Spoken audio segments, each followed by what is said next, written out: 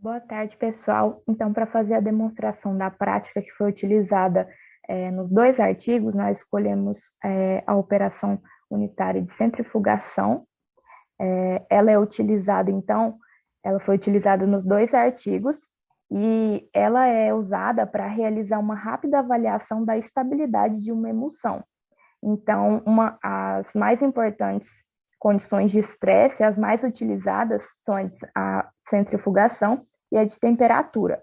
Então, esse teste de centrifugação, ele é de grande interesse, já que ele possibilita uma informação muito rápida e comparável sobre as propriedades de estabilidade de diferentes emulsões.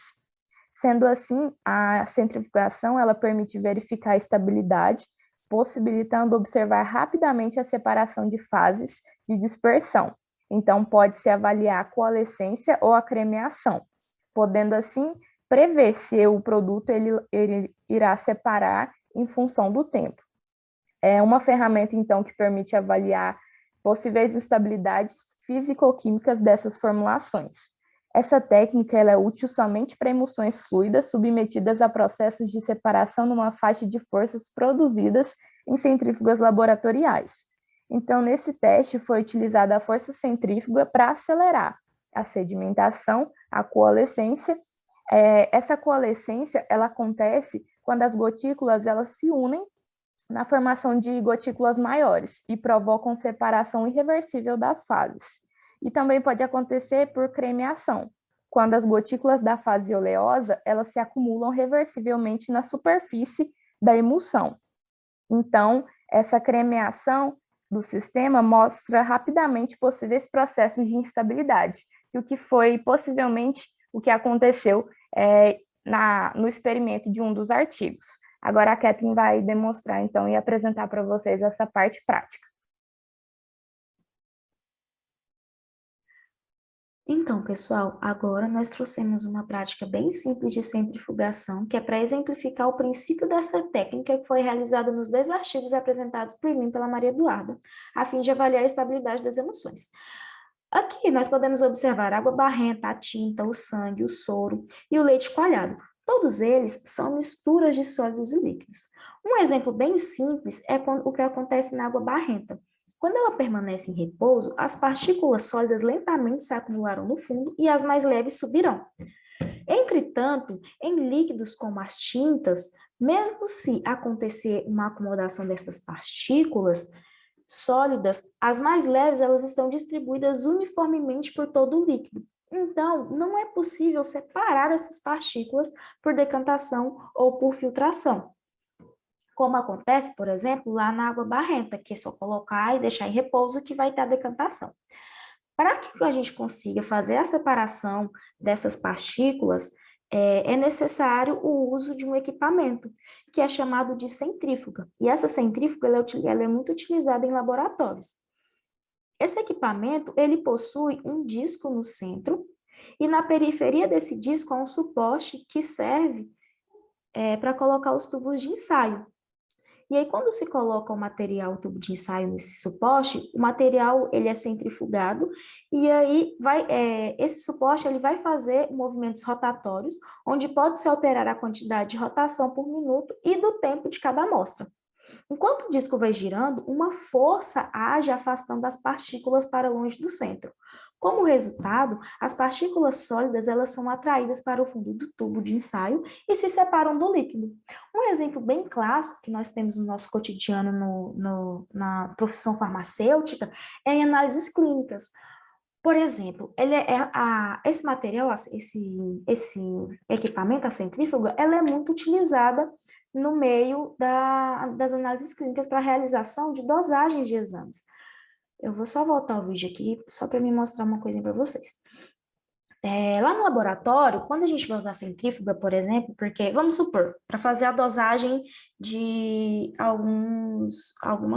para fazer alguns exames, a dosagem, por exemplo, de glicemia, ureia, creatinina, TJ, GPI, etc., é necessário, a gente precisa do quê? Do plasma do plasma não, desculpa, perdão, o plasma é diferente do soro.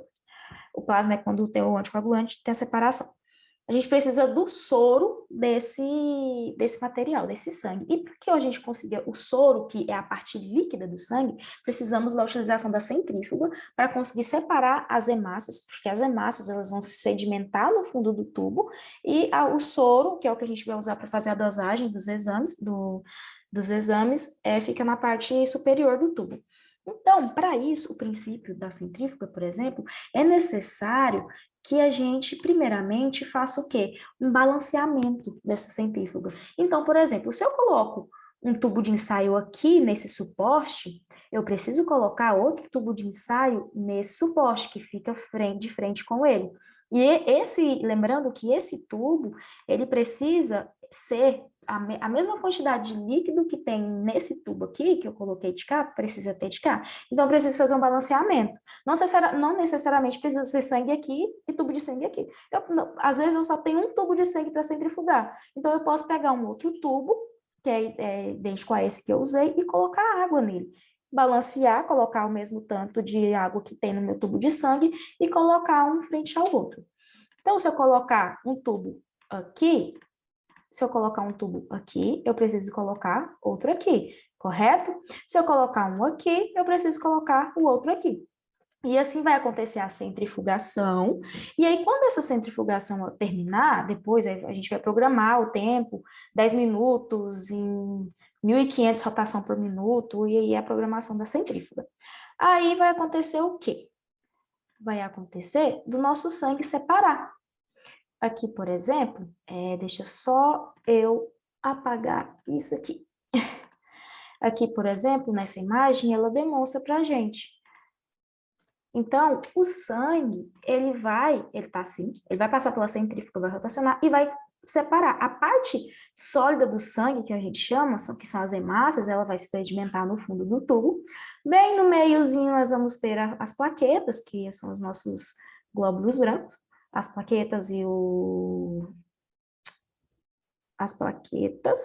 e as células brancas.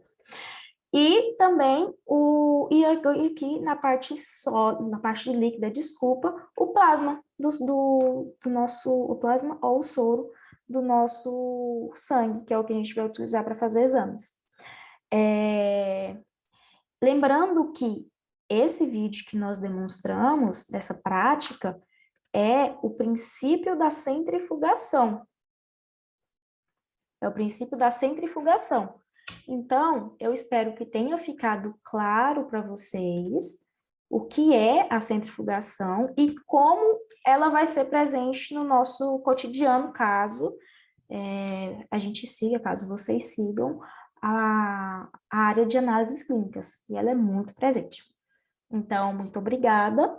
Eu agradeço em nome da Maria Eduarda e do meu nome, e tenha uma ótima tarde.